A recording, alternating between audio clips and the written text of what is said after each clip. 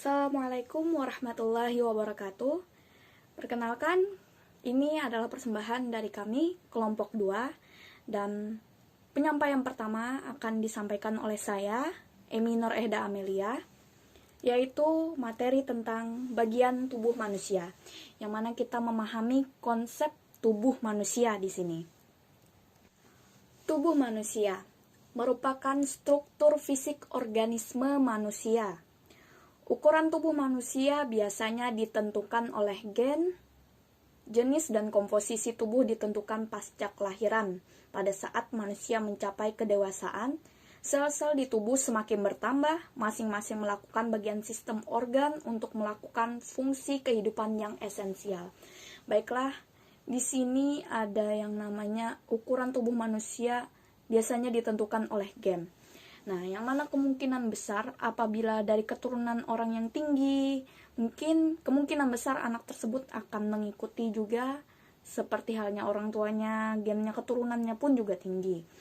Maupun sebaliknya, kalau misalkan keturunannya agak pendek mungkin, nah kemungkinan besar juga anak pun mengikuti keturunannya, akan mengikuti pendek juga, bisa tergantung dengan gennya tersebut. Jadi, ukuran tubuh manusia biasanya ditentukan oleh gen. Jenis dan komposisi tubuh ditentukan pasca kelahiran. Nah, yang mana tubuh ditentukan pasca kelahiran seorang bayi itu berkembang pada saat dia lahir, meranjak dewasa, anak-anak, remaja, dewasa, itu bagian tubuhnya selalu berkembang. Dia masih menentukan, oh ini. Apalagi kalau sudah pasca kelahiran itu masih pembentukan tubuh anak. Ya, terutama kayak bayi dan masa anak-anak, remaja itu sangat cepat pertumbuhannya. Dalam ilmu pengetahuan. Dalam ilmu pengetahuan, seperti halnya bagian tubuh ini mempelajari tentang fisiologi. Contohnya fisiologi mempelajari bagaimana tubuh bekerja. Dan ekologi itu yang mana ilmu berfokus pada persebaran dan melimpahnya tubuh serta bagaimana hal itu dipengaruhi oleh interaksi antara tubuh dan lingkungannya. Anatomi manusia mempelajari struktur dan sistem tubuh manusia.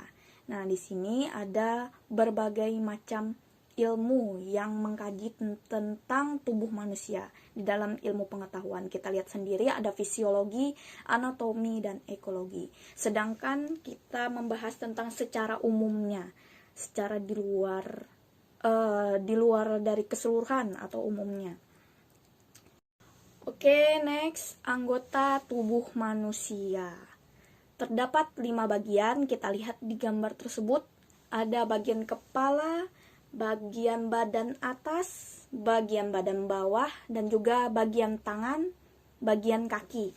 Nah, ini kita melihat secara keseluruhan atau umum ya. Secara umum kita lihat ada bagian kepala, bagian atas, badan bawah, bagian tangan, dan bagian kaki. Ini yang nampak sekali kita lihat pada anggota tubuh manusia. Ya, kita lihat secara langsung bagian kepala itu ada apa aja sih. Nah, jadi bagian kepala itu ada rambut sebagai pelindung kepala atau melindungi kepala, mata untuk melihat, telinga untuk mendengar, hidung mencium bau, lidah pengecap rasa, gigi mengunyah makanan, dagu, pipi, dan alis, dan lain-lain. Banyak banget ya di wajah kita tuh bagian-bagian yang terdapat di wajah. Kita lihat sendiri, ini banyak banget. Ada mata, hidung, mulut itu juga ada ya. Mulut itu semuanya lengkap di sana. Oke, next bagian badan atas. Di sana ada terdapat leher. Ya, leher sebagai penghubung badan dengan tengkorak. Nah, bayangkan aja kalau misalkan kita tidak ada leher, bagaimana antara kepala dengan badan ini terhubung? Ya. Bahu sebagai pengganjal untuk menjauhkan anggota gerak atas dari bagian dada agar lengan leluasa bergerak.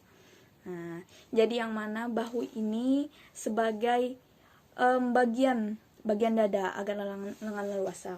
Kalau misalkan bahu ini nggak ada, mungkin tangan ini sulit untuk bergerak ya, karena nggak ada pembatasnya. Jadi alhamdulillah kita diberi bahu. Perut sebagai tempat alat pencernaan ya, perut ya. Ini bagian atas sebagian perut gini ya. Pusar juga punggung. Nah, punggung melindungi ginjal dan penegak tubuh. Punggung kita lihat sendiri itu ada di bagian belakang ya, tapi itu termasuk bagian badan atas. Oke, bagian badan bawah. Bagian badan bawah di sana ada pinggang, panggul, bokong, kemaluan dan dubur. Nah, di sini itu bagian badan bawah ya. Pokoknya sekitar bawah dah. Oke, di sini kita lihat ada bagian tangan, lengan, siku, telapak tangan, jari, dan pergelangan.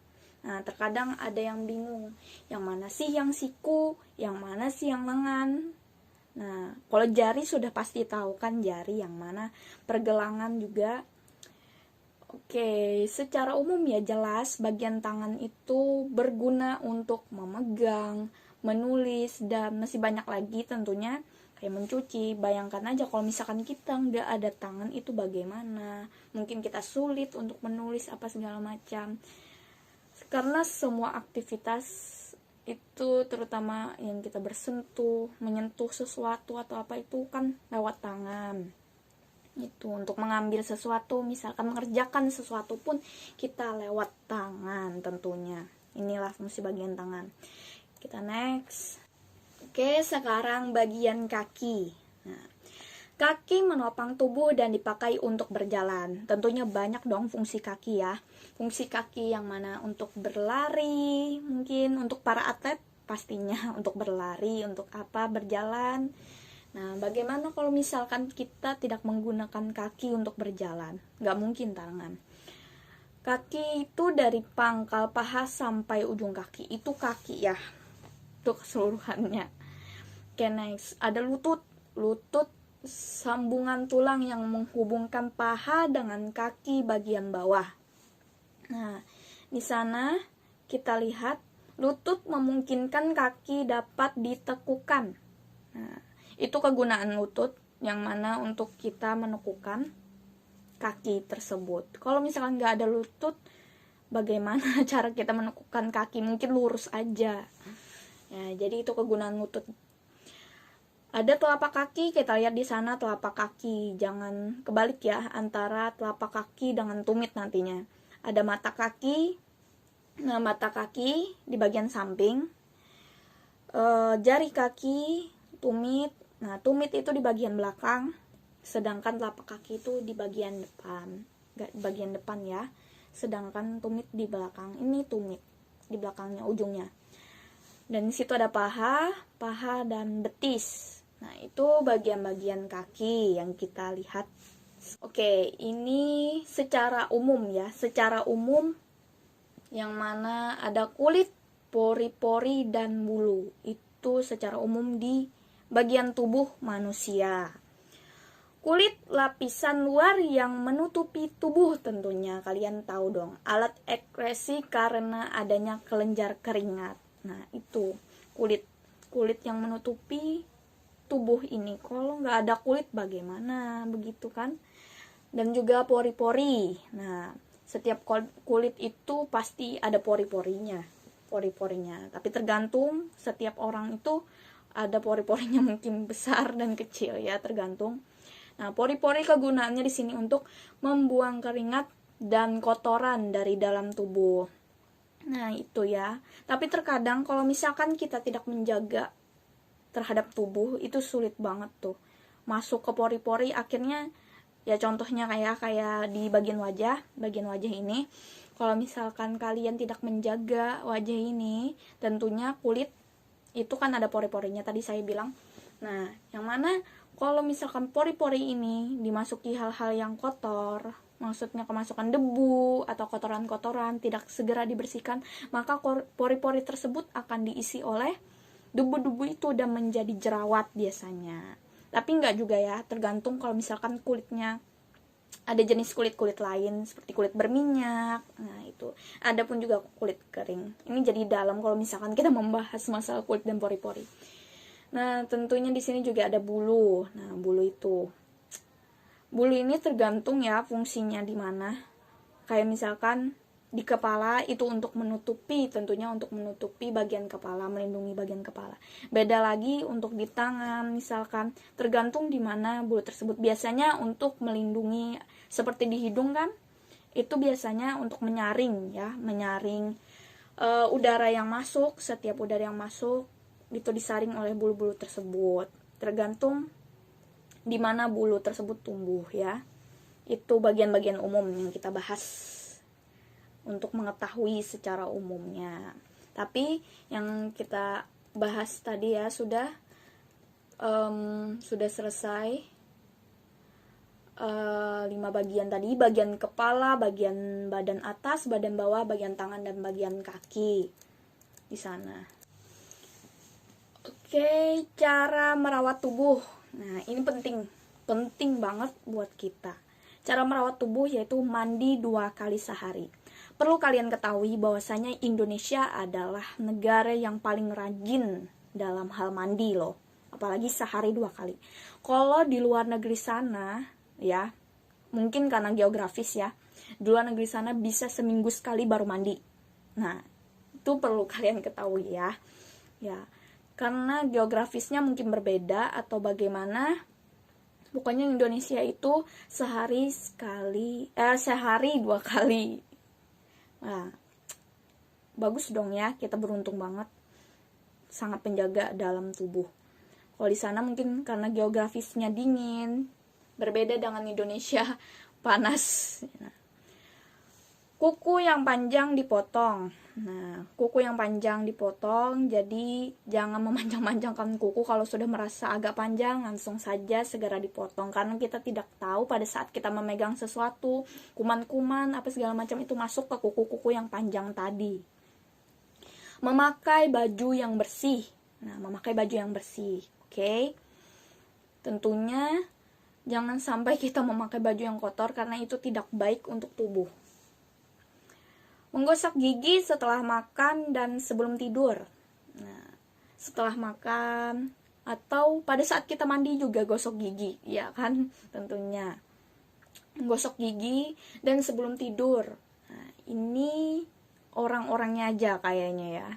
Tapi penting banget buat kita. Sebelum tidur itu gigi itu digosok juga, karena kita habis makan, minum apa segala macam seharian. Walaupun kita sudah mandi ya, sore itu udah gosok gigi katanya, tapi kita nggak tahu kan pada saat kuman-kuman itu bereaksinya kapan. Nah, jadi lebih baik kita merawat dan menjaganya terlebih dahulu. Makan makanan yang bergizi. Nah, kita jangan sampai juga sembarangan makan. Contohnya kayak makan goreng-gorengan yang berminyak, itu kurang baik untuk tubuh. Karena mungkin pada saat ini yang kaum muda seperti kita, itu belum terasa yang namanya sakit badan atau segala macam. Tapi pengaruhnya itu pada saat kita menjelang tua nanti. Karena apa? Pengaruhnya pada saat tua itu tadi. Nah, ini akibat banyak memakan goreng-gorengan atau yang berminyak, kurang sehat. Ya tentunya diatur lah. Olahraga yang teratur. Oke, olahraga yang teratur ya. Apalagi di musim begini, kita harus olahraga yang teratur. Kalau di rumah ngapain aja ya bisa. Misalkan olahraga yang kecil-kecil, bisa yang mengeluarkan keringat mungkin, atau yoga bisa juga di rumah. Yoga atau segala macam. Ya olahraga kecil-kecilan lah. Lari-lari kecil bisa juga. Baiklah, sekian penyampaian dari saya. Materi selanjutnya akan disampaikan oleh Rini Nur Azizah. Ya. Dan saya Rini Nur Azizah akan memaparkan apa itu lingkungan sehat. Lingkungan sehat itu adalah Lingkungan yang bersih, bebas dari pencemaran air, udara, dan suara. Kondisinya lebih nyaman, lingkungan sehat banyak ditemukan di pedesaan. Dan lingkungan sehat adalah lingkungan yang bersih, tidak tercemar, baik oleh asap, debu, bau, bahan kimia, dan suara. Selanjutnya, ada ciri lingkungan sehat. Yang pertama itu ada udara bersih dan segar. Udara yang bersih dan segar berarti udara tidak yang mengandung gas beracun. Gas beracun itu seperti apa? Itu asap kendaraan bermotor dan asap pabrik. Dan selanjutnya ada sumber air yang bersih. Ciri air yang bersih yaitu airnya tidak berwarna, tidak berasa, tidak berbau, dan tidak mengandung kuman dan penyakit. Lalu ada banyak tumbuhan yang tumbuh dengan subur dan tidak adanya sampah yang berserakan. Ada air sungai yang mengalir dengan terlihat bersih dan jernih. Selanjutnya, pengertian dari lingkungan tidak sehat. Apa itu lingkungan tidak sehat? Adalah lingkungan kotor yang biasanya terkena pencemaran udara dan air. Lingkungan yang tidak memenuhi persyaratan lingkungan sehat. Lingkungan yang tidak sehat kan terjangkitnya berbagai macam penyakit, bau yang tidak sedap, dan pemandangan yang buruk. Dan ciri lingkungan yang tidak sehat yaitu pertama, ada sumber air yang tidak bersih, saluran air tidak lancar sehingga tergenang, dan ada udara kotor karena banyak mengandung debu dan asap kendaraan. Sampah bertebaran karena tidak dibuang ke tempatnya, hingga dihinggapi lalat dan berbau busuk. Tumbuhan tidak dapat tumbuh dengan subur, sehingga lingkungan menjadi gersang. Dengan adanya air tercemar bahan kimia, limbah dari pabrik dan industri. Oke, selanjutnya ada jadi penyebab pencemaran lingkungan karena udara di sekitar sudah tercemar. Pencemaran adalah pengotoran lingkungan yang disebabkan oleh adanya sisa produksi atau kegiatan manusia. Pencemaran yang terjadi dapat mengganggu kesehatan lingkungan maupun kesehatan makhluk hidup yang tinggal di dalamnya. Dan beberapa penyebab pencemaran yang dapat mengganggu lingkungan sebagai berikut. Yang pertama ada pencemaran udara, pencemaran tanah, pencemaran air, pencemaran suara. Pencemaran udara itu pencemaran udara yang disebabkan oleh asap pabrik, asap kendaraan bermotor, pembakaran sampah, dan pembakaran hutan. Nah, kita sebagai manusia pasti akan membutuhkan udara yang bersih untuk bernapas atau yang disebut dengan oksigen. Dan udara yang tercemar tidak mengandung oksigen. Udara yang tercemar mengandung karbon monoksida, karbon dioksida, dan lain-lain. Dan apa itu pencemaran air? Pencemaran air yaitu dengan adanya pembuangan limbah rumah tangga dan limbah pabrik lingkungan. Lalu pencemaran air yang tinggi umumnya di daerah padat penduduknya, dan air yang tercemar dapat menyebabkan tersebarnya berbagai macam penyakit. Dan pengertian dari yang disebabkan dari pencemaran tanah yaitu disebabkan dengan membuang sampah di sembarang tempat dan dapat mencemari lingkungan sekitar. Maka dari itu sampah hendaknya dibuanglah di tempat semestinya, yaitu tempat sampah. Baik, dan pencemaran suara yaitu dengan adanya kemajuan teknologi, selain menghasilkan kemakmuran dapat menjadi pencemaran suara dengan daerah terjadi di perkotaan dan perindustrian. Oke, di slide ini selanjutnya slide ini kita akan membahas akibat pencemaran lingkungan. Yang pertama, ada air yang tercemar dapat mengakibatkan tersebarnya bibit penyakit, misalnya penyakit kulit dan diare pastinya. Udara yang tercemar dapat mengakibatkan penyakit pernapasan dan pandangan terganggu oleh asap dan debu. Lalu ada tanah yang tercemar, akibatnya akan menjadi tidak subur, sehingga tumbuhan menjadi tidak dapat tumbuh dengan subur. Hal ini akan menyebabkan lingkungan menjadi gersang. Baik, selanjutnya ada di slide terakhir kita, yaitu bagaimana sih cara menjaga kesehatan lingkungan. Oke, jadi yang pertama, kita menciptakan rumah yang sehat, yaitu rumah yang memiliki lubang angin atau ventilasi udara. Dengan adanya lubang angin, menyebabkan pergantian udara yang ada di dalam rumah mengganti udara yang baru, dan udara yang bersih baik untuk pernapasan sehingga kesehatan kita dapat terjaga. Baik, yang kedua ada menanam pohon-pohon di tepi jalan raya atau yang disebut dengan penghijauan. Selain itu, menambah keindahan, daun-daun pada pohon tersebut dapat menyerap karbon dioksida yang dihasilkan oleh kendaraan bermotor. Tentunya hal ini dapat membuat kota menjadi sejuk dan segar. Dan yang ketiga ada dengan mengolah limbah sampah sebelum dibuang ke lingkungan. Dan yang keempat ada yang pastinya tidak lupa membuang sampah ke tempat sampah. Terima kasih. Sekian materi kami. Wassalamualaikum warahmatullahi wabarakatuh.